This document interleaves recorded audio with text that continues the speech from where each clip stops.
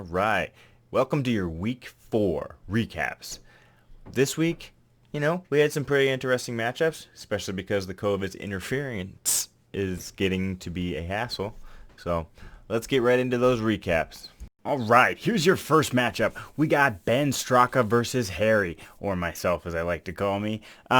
Anyways, just to start it off, Kyler Murray is my hero. He's the only thing keeping my team together. He scored 23 points this week. Also, I had Will Fuller go off, beating his projection by about double.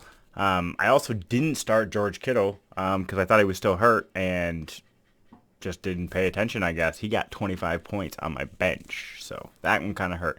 But would it be enough? Would my mistake give Ben the edge? Well, Ben did have Russell Wilson have another big game in his win, getting 20 points. However, Zeke and the rest of his team just didn't show up this week. He scored a pretty low score this week and loses to Harry. Final score, 103.12 to 68.4. Better luck next week, Ben. That puts me at 2-2. Right, here's your second matchup of the week. We got Ben Meyer versus Justin. Beatdowns aren't fun unless you're the one giving the beatdown. Justin laid down the smackdown all over that WAP. He had Watson score 20, and the big story for him this week was Joe Mixon, who had an incredible 36 points. He also had Amari Cooper, who was projected 8, get 20. So really, Ben had no shot this week, especially since all of his players scored under 7 points, except for one. His quarterback, Carson Wentz, scored 20.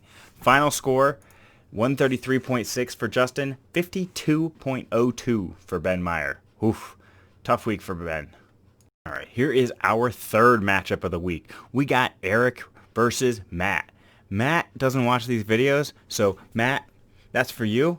And Eric had really a kind of a meh week. He had Aaron Jones have 17, but really after the second half, or in the second half, he didn't play as much, so kind of hurt him there.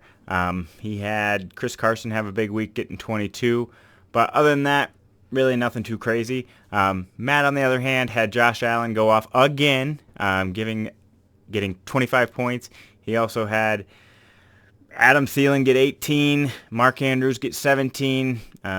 Pretty good numbers there, so it was an easy one for Matt to take down. Final score, 102.82 to 84.14. Matt, congratulations. You're now 3-1. Eric, I don't know if you can come back from 1-3, but if anybody can do it, maybe somebody else. All right, our fourth matchup, we got Jesse versus the Splooge, Zach Hetzer. So this one was interesting. Jesse had Alvin Kamara this week get 17.9, pretty good. He had Todd Gurley get actually a pretty good score as well, 18. But here's the kicker. He didn't play a player, and that was his wide receiver, and he did have C.D. Lamb on the bench get 20. So will that come back to bite him in the end? Let's see. We got Zach having Aaron Rodgers have a big night with 29.58. He also had Dak Prescott get 37.28 on his bench, but, you can only play one quarterback, and I get why you play Aaron Rodgers. And he also had Mike Evans have a big game, catching them balls from Trader Brady, 18. But other than that, he had his kicker actually score 18, which is quite a bit for a kicker. But really, this one was not even close. Zach takes this one home, no problem. 118.58 to 63.84 for Jesse. It didn't even matter if he did play that wide receiver. But get your shit together, Jesse. Can't be not playing players. You're now 2-2. Congrats, Zach, on that win. All right. This is your fifth matchup of the week. We got the new kid on the block, Tom Ritter, versus Nate the Old Man Toth.